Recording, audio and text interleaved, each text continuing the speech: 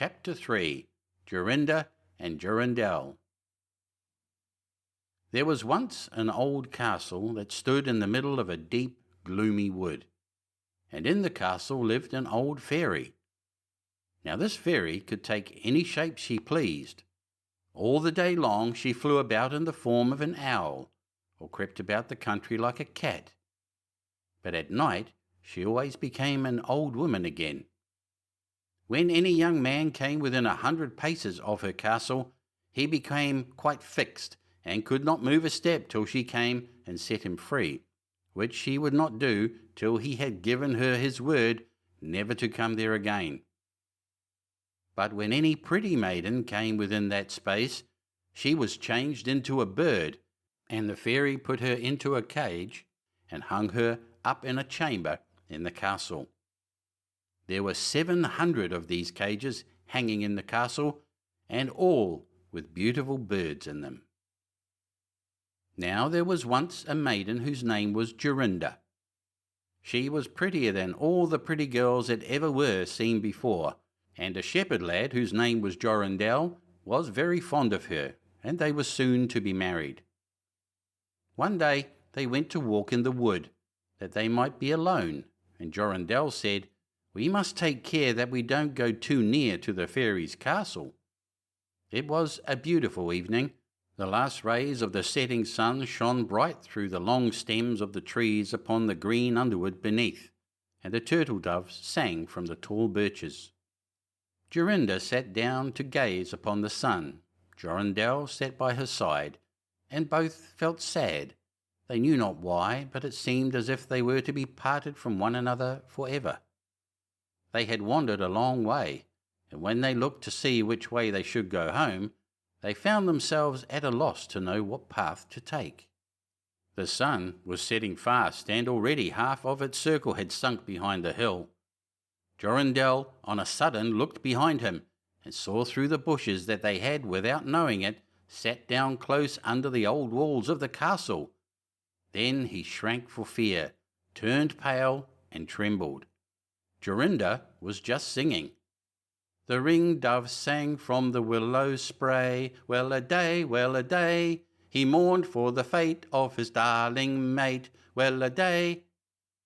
When her song stopped suddenly, Jorindel turned to see the reason, and beheld his Jorinda changed into a nightingale, so that her song ended with a mournful jug-jug. An owl with fiery eyes flew 3 times round them, and 3 times screamed, "To-woo! To-woo! To-woo!" Jorindel could not move. He stood fixed as a stone, and could neither weep, nor speak, nor stir hand or foot.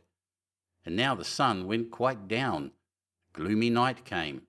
The owl flew into a bush, and a moment after the old fairy came forth pale and meagre, with staring eyes and a nose and chin that almost met one another. She mumbled something to herself, seized the nightingale, and went away with it in her hand. Poor Jorindel saw the nightingale was gone, but what could he do? He could not speak, he could not move from the spot where he stood. At last the fairy came back and sang with a hoarse voice, "Till the prisoner is fast, and her doom is cast, there stay, oh stay. When the charm is around her, and the spell has bound her, hie away, away." On a sudden, Jorindel found himself free. Then he fell on his knees before the fairy, and prayed her to give him back his dear Jorinda. But she laughed at him, and said he should never see her again. Then she went her way. He prayed, he wept, he sorrowed, but all in vain. "Alas," he said, "what will become of me?" He could not go back to his own home, so he went to a strange village and employed himself in keeping sheep. Many a time did he walk round and round as near to the hated castle as he dared go, but all in vain. He heard or saw nothing of Jorinda. At last he dreamt one night that he found a beautiful purple flower, and that in the middle of it lay a costly pearl. And he dreamt that he plucked the flower, and went with it in his hand into the castle, and that everything he touched with it was disenchanted, and that there he found his Jorinda again. In the morning when he awoke, he began to search over hill and dale for this pretty flower, and 8 long days he sought for it in vain. But on the 9th day, early in the morning, he found the beautiful purple flower, and in the middle of it was a large dewdrop, as big as a costly pearl. Then he plucked the flower and set out and travelled day and night till he came again to the castle. He walked nearer than 100 paces to it, and yet he did not become fixed as before, but found that he could go quite close up to the door. Jorindel was very glad indeed to see this. Then he touched the door with the flower, and it sprang open, so that he went in through the court and listened when he heard so many birds singing. At last he came to the chamber where the fairy sat, with the 700 birds singing in the 700 cages. When she saw Jorindel, she was very angry and screamed with rage. But she could not come within 2 yards of him, for the flower he held in his hand was his safeguard. He looked around at the birds, but alas, there were many, many nightingales, and how then should he find out which was his Jorinda? While he was thinking what to do, he saw the fairy had taken down one of the cages and was making the best of her way off through the door. He ran or flew after her, touched the cage with the flower, and Jorinda stood before him and threw her arms round his neck, looking as beautiful as ever, as beautiful as when they walked together in the wood.